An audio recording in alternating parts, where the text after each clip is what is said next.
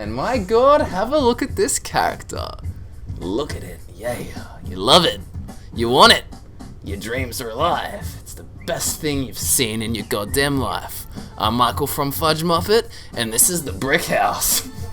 Dun, dun, dun, dun. Is that coming through? Dun, dun, dun. I don't know. Oh, didn't see you there. So, greetings gamers, geeks, and Elder Scrolls fans, and welcome to our latest build on the channel, which is not the Brick House, but the Messenger of Death. So, for all you pesky ponies wanting a ninja looking build, this is as close as you're gonna get in terms of what the character looks like. We're not making an actual ninja build. So, for those of you who don't know, the Messenger of Death is a name choice available in Elder Scrolls 4 Oblivion when you defeat the Grey Prince and become the Arena Grand Champion. The backstory for the Messenger of Death was that she was, as the name suggests, the current champion of Cyrodiil's arena. She had a reputation for making a gory mess of her enemies, and leading up to her fight against the champion, she wasn't always a vampire. The Messenger of Death contracted the disease Sanguinare Vampiris on her quest to discover the true origins of the Grey Prince within the fort of Crowhaven, and on a trip back to fight the champion, the vampirism took effect. Once she defeated the Grey Prince, she left the arena and was drawn to the infamous crimson-stained Red Room. Suddenly, an urge to feed on the blood of the once esteemed Grand Champion began to tug at her consciousness, and an animalistic instinct took over. She began to drink the blood, and eager for more, she went to the battle matron Isabel to organize more fights. After choosing the name of the Messenger of Death, she was told that she would no longer be fighting humans, but rather beasts. This satiated her desire for bloodshed. However, as time went by, she once again grew thirsty for blood, and began to feed on the citizens of the Imperial City.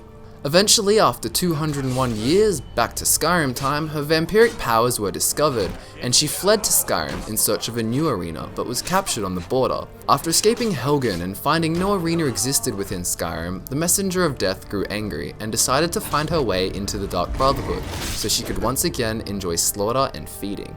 For the build, you can play any human race you like, Nord, Imperial, or Breton, and until you become a vampire, you'll just have to pretend.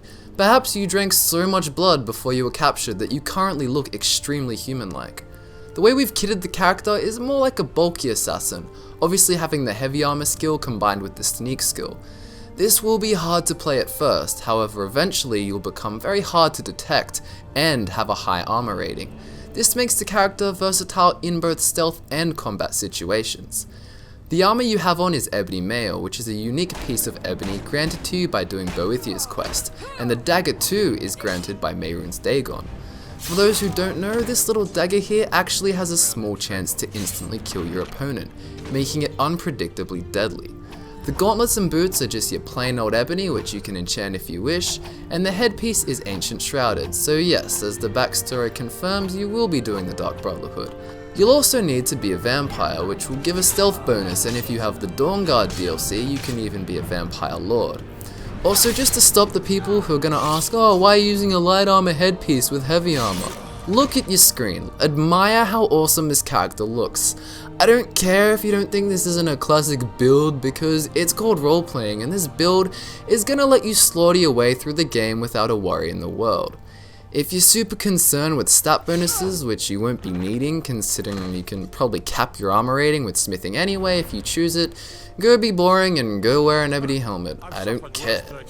For all the people who love playing an awesome looking character, thank you very much, and the next thing you'll want is obviously the one-handed skill for the dagger.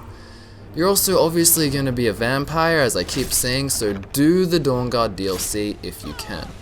All the perks you'll need are in the description, and like I said, if you want to go further and add smithing or enchanting, then by all means go for it. Other extras you could consider include the Ring of the Beast, which adds an additional 20 points of damage to your melee as a vampire lord, and buffs your health by a further 100 points. If you're feeling extra adventurous, you could also try Mehrunes Dagger in your left hand, and fitting in with the vampire theme, Harken Sword in your right. Of course, if you did this, you'd need to invest in dual wielding perks too. This brings us to the end of the build. I hope you all enjoyed it as much as I did. All the perks you need for this character are in the description as always, along to a link to our Facebook page and Scott's Twitter, which you should go follow. I'm Michael from Fudge Muppet, this is one awesome looking build, and Scotty will see you next time with another unique, more strategic and electrifying build. Adios.